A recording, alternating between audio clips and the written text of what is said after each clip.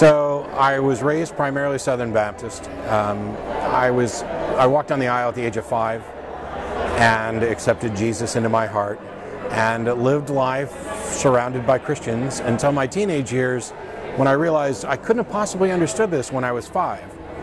And so maybe I'm not really saved, and so I'd better do it again, and I better do it right. And in my teenage years, there's actually kind of a cycle that occurred where you do the normal things a teenager does, and you interact with people, and then you go to church and you feel guilty for it, and so you rededicate your life. So I probably got saved or rededicated my life half a dozen times in my teenage years. But I sincerely believed. I was active in the church, I was active in missions opportunities and things like that. When I graduated from high school, I joined the Navy and did 8 years in the Navy, left to move to Austin and worked in the tech industry for a number of years. And then around 2000, 2001, I lost my job at Dell, had time and money, didn't have to go back to work. And when I was a teenager, I had been convinced that God was calling me to be a minister, as were the other people in my youth group, as were some members of my family. I didn't want to do that. I was terrified of public speaking. There was something, I just couldn't do it. And I ran, and I spent time. I don't regret the time that I spent in the Navy. I loved it. I don't regret the time that I spent in the tech industry. I'm still there. But when I got out for a short period of time, I said, okay, God, if you want me to be a minister, that's what I'll do. And I spent about 18 months in serious prayer and study with the goal of going back to school, getting a degree, going to seminary, and doing what I thought God wanted me to do.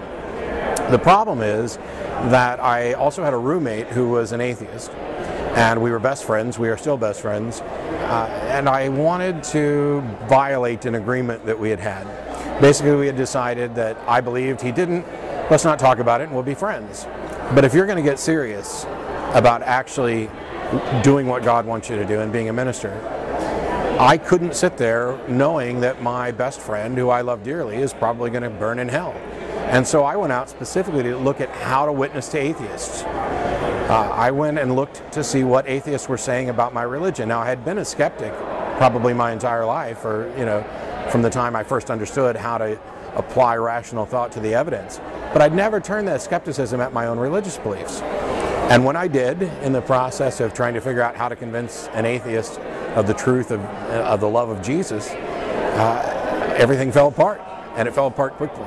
I never had a bad moment in the church. I never got mad at anybody. I wasn't molested. I didn't suffer any great losses. I didn't get mad at God. I just kept saying, God, hey, I need some help here. I want to prove to my atheist friends that you're real, because I don't want them to go to hell. There's actually been a lot of discussion about whether or not I was a true Christian. And I've had this conversation a number of times. I had it with Ray Comfort and my family and others, and it depends on your definition. If your definition of a true Christian is somebody who actually has a relationship with the risen Christ, well, then I never was, but I don't think anybody else is either, because I don't think there's a risen Christ to have that relationship with. If your definition of a true Christian is somebody who is convinced that they have that relationship, then I most definitely was. I was a normal teenager. I was not an over-the-top Bible-thumping teenager, but I sincerely believe, I witnessed, I was active in missions. It never even occurred to me to question this. I know that when I went out and witnessed to people, I was witnessing to non-believers, but it didn't click in my head that I was talking to atheists. An atheist was something different from a non-believer.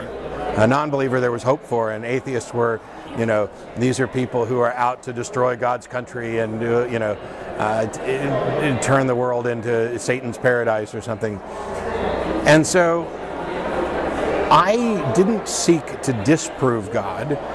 I was convinced that I had a sincere obligation right there in 1 Peter 3:15 that demands that every Christian be ready at all times to provide the reason for the faith that you have.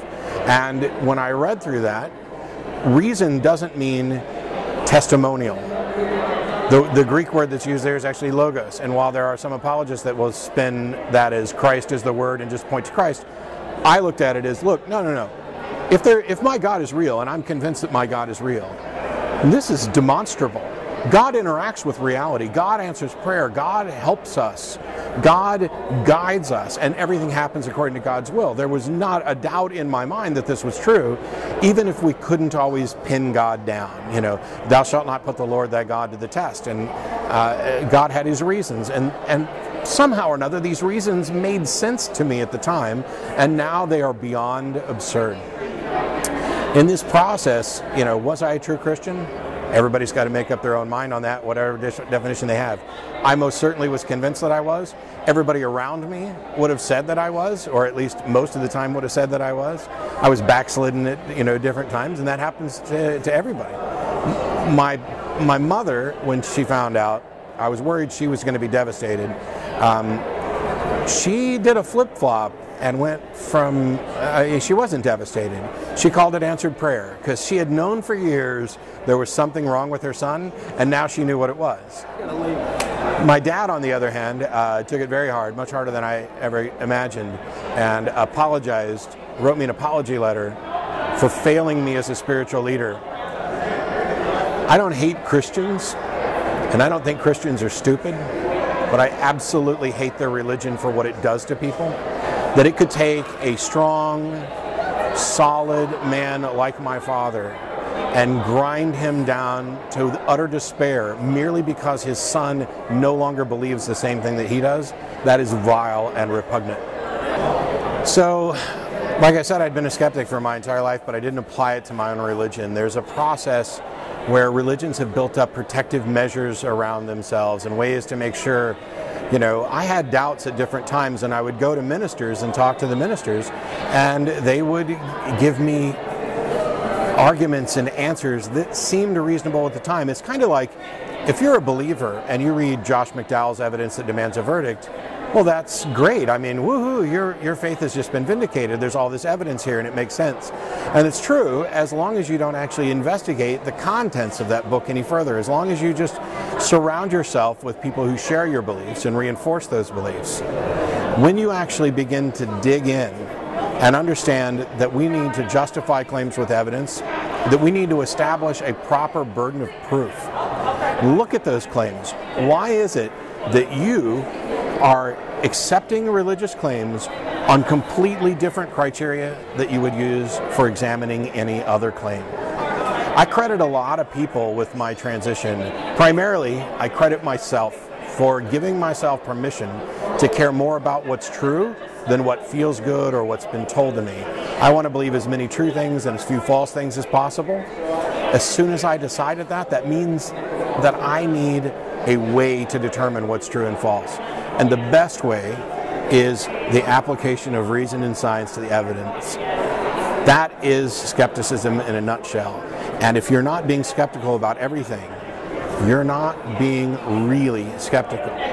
Religious beliefs get compartmentalized. They get in this hands-off, do not touch zone, because they offer a gazillion little excuses like God is a grand mystery or we can't understand God. If you can't understand something, how could you possibly claim to believe it and accept that it's true? If it's beyond your comprehension, then you certainly don't have a sufficient understanding to say that you believe it. When I talk about the people that were instrumental to my departure from religious beliefs, and this was completely unexpected to me, I expected that an application of skepticism, the evaluation of my religion, would prove it true. And I would then have the best arguments to go out and be the best Christian I could be and witness to people. That is not what happened. And that's not what happens for anybody who actually applies those methods. So there's a lot of people that I actually credit with helping me through this process, myself the most, but because I gave myself permission to actually care about what's true and to investigate and not simply just believe what everybody else around me was believing. And I had the advantage of David Hume and Voltaire and freethinkers like Robert Greene Ingersoll. While there were a number of people, a number of skeptics, a number of freethinkers, Carl Sagan, etc., who helped teach me how to evaluate claims, it was Penn and Teller who were the ones who made it okay to just say, I'm an atheist. It's okay, you're an atheist. I have been a magician my entire life. I was fans of theirs, and I was an atheist. I wasn't too keen on acknowledging that I was an atheist. And seeing other out atheists and knowing that these were good people, that their lives were good, that they were not trying to destroy the world, that they were able to survive and thrive in a world and still say, yes, I'm an atheist, I'm a non-believer, I'm a skeptic, I'm a humanist, I'm a rationalist. It's okay to be an atheist. It's not just okay, it's grand, it's amazing. It's, in my opinion, one of the best things you can be, because you've demonstrated that you're not going to accept claims until the evidence supports them, that you care about what you believe, and that you want to avoid falling into the pitfalls of just believing things because they're comfortable, or because they're ancient ideas that other people have latched onto, or because everybody in your family believes that. You have to be willing to take the risk to be different and be true to yourself and true to the evidence. I remember when Richard Dawkins Foundation first announced the Out campaign, I went out that afternoon and got the stylized A tattooed on my arm. I'd been working on the TV show for a number of years. I get asked on a regular basis, should I come out as an atheist? And I've repeatedly told people that this is not only a decision you need to make yourself, but you need to very carefully consider it. Because the world we live in is not necessarily safe for everybody in every situation to be an out atheist. I am in conversation with people who have lost their jobs, who have lost their homes, who have been exiled from their community. They've lost their family, they've lost all of their social network. There are people who are losing their kids in custody battles. There are people who are losing their spouses. There is real risk here. But that's not the case for everyone. If your life and your health and your well-being are at serious risk if you come out, don't come out yet. The rest of us who can be out are going to keep working to make the world a better, safer place for everybody to be out. And so if you can come out, if you can simply be open and say, yeah, I'm sorry, I don't believe that. I am an atheist. Of course, why aren't you an atheist? That makes the world safer for everybody else. It makes it much more difficult for people to disparage and delineate, oh, those are the atheists down at the end of the street, they're evil. No, no, no. We're your friends, we're your neighbors, we're your uncles, your cousins. We are your garbage collectors, your surgeons, your scientists. We are the people who drive you around town and the people who built the town that you get to drive in. We're everywhere. And we're growing, and we need more people out so that we continue. I'm Matt Dillahunty from the Atheist Experience and the Atheist Community of Austin. We need more out atheists forming more communities all over the world. I'm an atheist, you're an atheist, we are atheism.